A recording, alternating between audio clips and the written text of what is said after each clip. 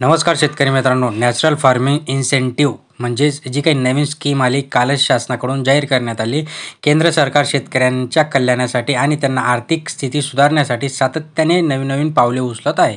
आता शेतकऱ्यांसाठी आणखी एक मोठा निर्णय शासनाकडून घेतला जात आहे, ज्याच्या अंतर्गत शेतकऱ्यांना 15 ते 20,000 रुपये मिळणार आहेत। काय सविस्तर जाणण्याचा प्रयत्न करणार आहोत, त्यामुळे शेवटपर्यंत बघा।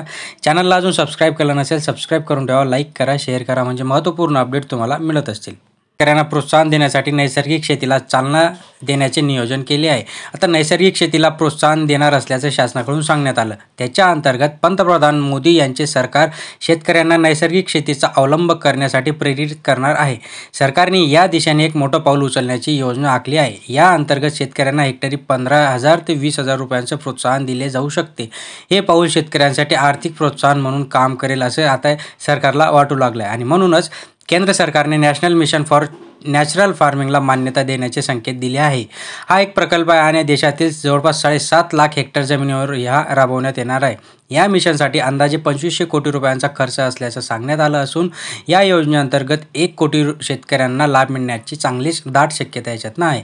या योजनेअंतर्गत सरकार थेट शेतकऱ्यांच्या बँक खात्यामध्ये प्रोत्साहन पाठवले जाणार आहे, ज्यामुळे भ्रष्टाचार आणि मध्यस्थांची गरज राहणार नाही। ही रक्कम थेट हस्तांतर म्हणजे DBTद्वारे शेतकऱ्यांना पोहोचले जाणार आहे, ज्यामुळे त्यांना तात्काळ लाभ मिळण्याची शक्यता आहे। या योजनेअंतर्गत सुमारे 15,000 शेतकऱ्यांना लाभ मिळण्याची शक्यता याच्यातनं आपल्याला सरकारकडून देण्यात येणार आहे।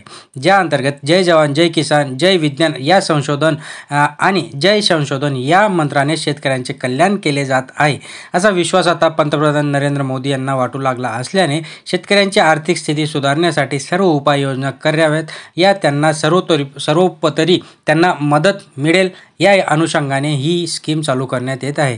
नैसर्गिक शेतीला चालना दिल्याने शेतकरी केवळ आर्थिक दृष्टिकोनातूनच बळकट होणार नाही, तर पर्यावरणाच्या दृष्टिकोनातूनही ते एक सकारात्मक पाऊल असणार आहे, असंही त्यांना इथं वाटू लागले।